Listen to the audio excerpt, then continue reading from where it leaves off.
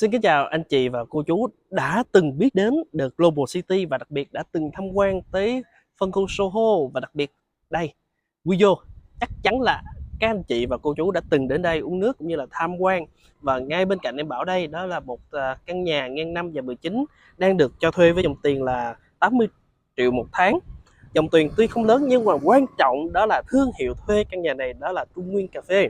Đó, với mức giá chỉ 46 tỷ, anh chị có thể chọn phương thức thanh toán nhanh để đạt được mức giá này.